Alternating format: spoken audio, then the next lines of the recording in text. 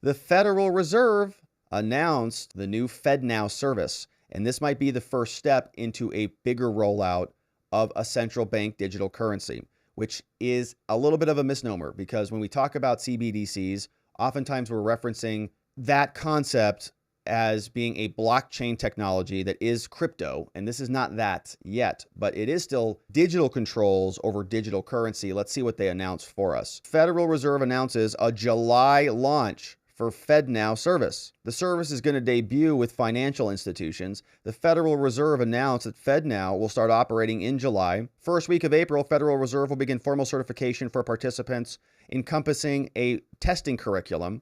We couldn't be more excited about this. Many early adopters declared their intent to begin using the service. FedNow service will launch a robust set of core clearing and settlement functionality with value-added features. More features and enhancements will add security, resiliency, and innovation in the coming years. Now, what is this thing? FedNow is developing a service to facilitate nationwide reach of instant payment services by financial institutions, regardless of the size or the geographic location, around the clock every day of the year. Through financial institutions participating in FedNow, businesses and individuals will be able to receive instant payments at any time of the day. Wow, that's so convenient, man. You're kidding me. You can just send money around and it all goes through a central repository called the Fed? Wow. What a convenient service for us.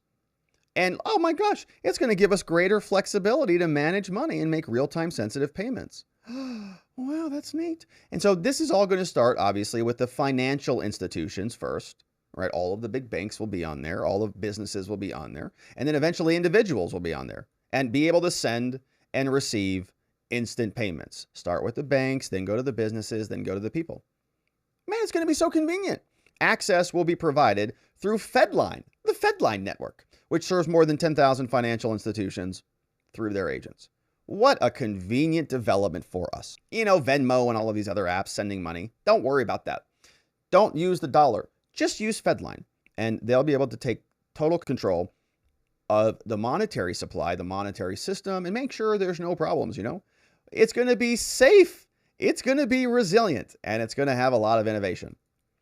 Now, they need to do this because they're wrecking the dollar. They're wrecking the currency openly. If you print a bunch of money, it devalues the current money in existence because it's more dollars chasing the same amounts of goods and services. Here, we see that Wall Street Silver posted this on Twitter, and he is a very astute political commentator. And he posted this clip back from March 16th when Janet Yellen was in front of the Senate. You're going to drive the debt from somewhere around $32 trillion up to about $50 trillion, correct? Yes, but what I believe is the single most important metric for judging the fiscal stance of the country is real net interest as a share of GDP. Okay. We have so are you concerned when GDP. you're taking the debt from $32 to $50 trillion? Are you concerned who's going to buy that debt? Problem? And also, at what rate they'll expect to be compensated for buying riskier and riskier debt. Are you concerned about that? Well, if the real net interest cost of the debt remains low relative to GDP, and we're on a sustainable fiscal. Well, we're not on a sustainable path. 50 trillion, not even thinking about it, not even a big deal. And what does this mean? Of course, well, more taxes. Inflation will go up. We'll have less hard money. We'll have people unable to get out of the system because they can't flee. They're going to clamp down all the exit rails, all the roads out. Oh no, you can't buy crypto. No, it's dangerous. That exchange is closed. That exchange is closed. That exchange is closed. So you got gold or silver. We already know there's precedent for seizing gold. Thank you, FDR. And what happens then? Once you're caged in financially and monetarily, and everybody's on FedNow, which is coming out in July, and they're printing debt. You've got no exit ramp. What are they going to do? Of course, raise taxes to pay for it all. Isn't it a fact that the president's proposed budget proposes $4.7 trillion in new taxes? It does propose significant additional taxes. yes. Significant. 4.7 trillion? Something like that, yes. Yeah. Okay.